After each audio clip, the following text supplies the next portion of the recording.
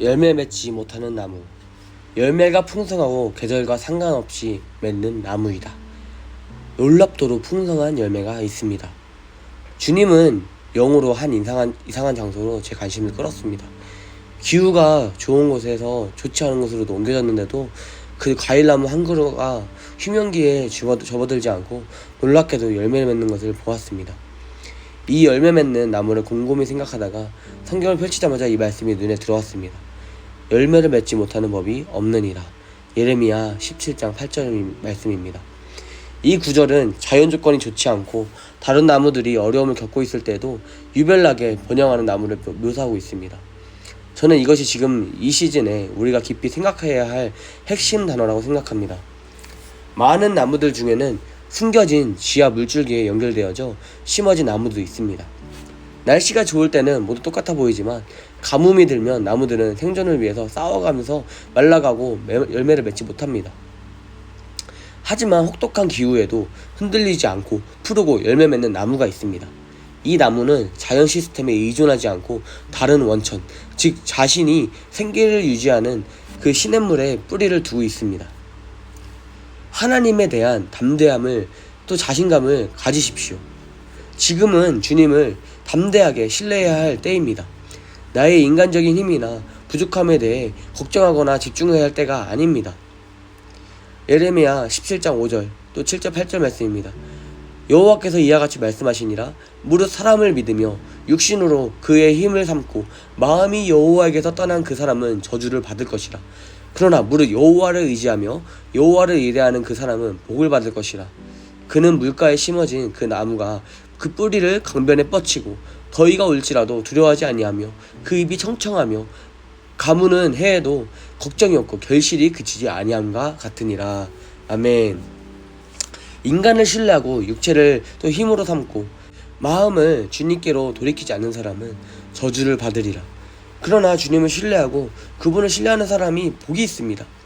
그는 물가에 심겨진 나무가 시냇물을 향해 뿌리를 내리는 것과 같습니다. 더위가 와도 두려워하지 않고 입은 항상 푸릅니다. 가뭄이 들어도 걱정하지 않으며 열매 맺기를 멈추지 않습니다. 시냇가에 뿌리를 내린 나무는요, 다른 생명의 근원이 약해져도 걱정할 필요가 없습니다. 새로운 방식, 하나님의 자녀들과 잘 지내는 것이 항상 하나님의 의도이십니다. 우리가 새로운 영적 땅으로 넘어가고 있기 때문에 주님은 우리가 새로운 방식으로 전환하도록 준비시키고 계십니다. 이스라엘 백성들은 이집트에서 가나안 땅으로 이동하면서 그들만의 변화를 경험했습니다. 이집트에서는 손으로 직접 씨앗에 물을 주어야 했지만 새로운 땅에서는 결실을 맺는 새로운 방법을 배웠습니다. 씨앗에 물을 주기 위해 수고하는 대신 새로운 운영체제에서 하나님과 협력하는 법을 배우기 시작했습니다.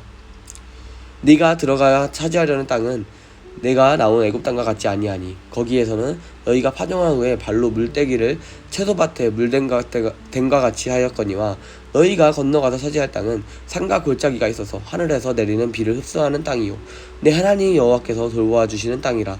연초부터 연말까지 내 하나님 여호와의 눈이 항상 그 위에 있느니라. 신명기 11장 10절부터 12절 말씀입니다. 아멘. 너희가 건너가서 차지할 땅은 너희가 씨를 뿌리고 발로 물을 주며 채소밭을 가꾸던 너희가 나온 애굽 땅과 같지 않고 너희가 건너가서 차지할 땅은 언덕과 골짜기가 있는 땅, 하늘의 비를 받아 물을 마시는 땅, 너희 하나님 여호와께서 돌보시는 땅, 연초부터 연말까지 너희 하나님이 눈이 항상 그 땅을 바라보고 계시는 그런 땅이다.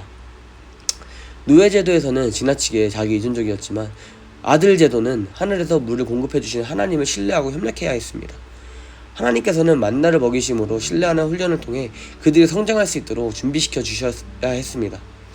이스라엘 백성들은 생존을 위한 수고의 길만을 알고 있기 때문에 하나님을 신뢰하는 데 어려움을 겪었습니다. 광야 생활 초기에는 모아둔 만나를 저장하고 숨겨야 할 필요성을 느낀 사람도 있었지만 하나님은 만나를 통해 하나님을 신뢰하도록 훈련시키셨습니다.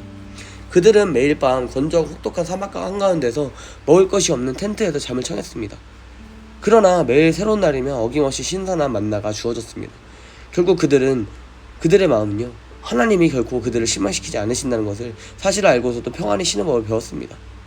그들은 만나를 조금만 저장해두면 앞으로 40년 동안 먹을 수 있다는 환상을 버려야 했습니다. 실제로는 하나님이 없으면 모두 굶주릴 수밖에 없었습니다. 이스라엘 새로운 시대가 약속의 땅에 도착했을 때 그들은 사람이 떡으로만 사는 것이 아니라 하나님의 입에서 나오는 모든 말씀으로 산다는 믿음의 근육을 키웠습니다. 이제 그들은 땅을 소유하고 더 큰 번영을 위해 하나님을 믿을 준비가 되어 있었습니다. 사막에서 만나로만 살아가는 백성은 결코 하나님의 계획이 아니었기 때문입니다. 하나님 아버지의 소망은 항상 그들의 번성을 건축하는 것이었지만 그들은 하나님을 자신있게 신뢰하는 배우지 않고는 전진할 수가 없었습니다. 마침내 하나님을 신뢰하게 되었을 때 그들은 약속의 땅에 들어갈 수 있었습니다. 그곳에서 하나님의 별을 공급받으며 안식할 수 있었습니다.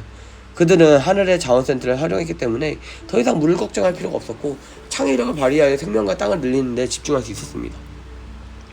그들은 사막 한가운데에서도 풍성한 열매를 맺었고 주변 열방은 살아계신 하나님의 손길을 볼 수 있었습니다. 이 계절에 우리에게 주어진 은혜는요, 우리의 뿌리가 인간의 힘에 박혀있던 것에서 온전히 주님 안에 안주하는 것으로 옮겨가는 것입니다.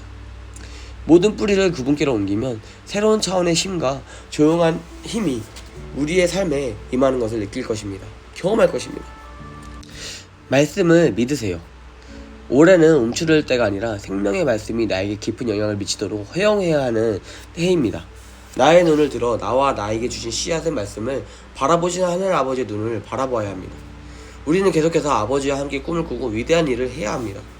하나님의 눈이 우리를 주시하고 있기 때문에 우리는 축복을 위해 세상의 경제 시스템을 신뢰할 필요가 없습니다. 그리고 새로운 땅에서 이스라엘 백성에게 하신 것처럼 하나님께서는 믿음으로 나아가는 하나님만 신뢰하는 이들에게 그렇게 하실 것입니다. 아멘. 지금 당장 결실이 없다고 낙심하지 마십시오. 그리고 소심해지지 마시기를 바랍니다. 그리고 나를 사랑하시고 나에게 말씀하시고 약속하신 하나님을 믿으시길 바랍니다. 담대하게 믿음으로 앞으로 나아가시기를 바랍니다. 사업이든 사역이든 무엇이든 나의 부르심이든 하나님이 나에게 거룩한 씨앗 말씀을 주셨다면 하나님의 눈을 바라보십시오. 그리고 하늘의 방식으로 하늘에서 때를 따라 비를 주시고 피할 길을 주시고 그리고 적당한 때를 주시는 하나님과 동역하는 법을 배워가시기를 바랍니다. 그래서 하나님의 방식으로 하나님의 지혜로 하나님의 능력으로 건축하며 세워가는 것을 경험하시길 바랍니다. 열매를 풍성하게 주실 주님을 기대하며 걸으시길 바랍니다. 우리는 이 세상의 사람들과 다른 존재들입니다. 우리는 하늘과 땅의 모든 권한을 가지고 계신 하나님의 자녀들입니다. 우리는 하나님과 동역하는 관계로 부름받았습니다. 우리는 결절과 상관없이 열매 맺을 수 있는 시냇가에 심겨진 존재들입니다. 결코 부끄러움을 당하지 않을 것입니다. 이 계절에 원수는 우리를 믿음에서 흔들고 넘어뜨리려고 합니다. 하나님을 믿지 못하게 하려는 많은 시도가 있습니다. 그러나 불신은 죄입니다. 불신은 모세와 백성들이 받은 약속을 이루지 못하게 했던 유일한 원인이었습니다. 하나님의 선하심과 신실함을 믿지 않고 하나님을 시험했습니다. 미디어의 소리와 사람들의 말에 우리는 흔들리거나 속지 말아야 합니다. 변하지 않는 진리의 말씀은 우리가 하나님의 사랑받는 자며 우리가 하나님의 변함없는 시냇물에 뿌리를 내리고 있기 때문에 결실을 맺을 것이다 라는 것입니다. 시편 23편 5절부터 6절 말씀입니다. 주께서 내 원수의 목전에서 내게 상을 차려주시고 기름을 내 머리에 부으셨으니 내 잔이 넘치나이다. 내 평생의 선하심과 인자하심이 반드시 나를 따르리니 내가 여호와의 집에 영원히 살리로다. 아멘. 그런데 왜 미래를 두려워하겠습니까? 오직 선하심과 부드러운 사랑만이 내 평생 나를 따라올 것입니다. 사랑하고 축복합니다. 아멘.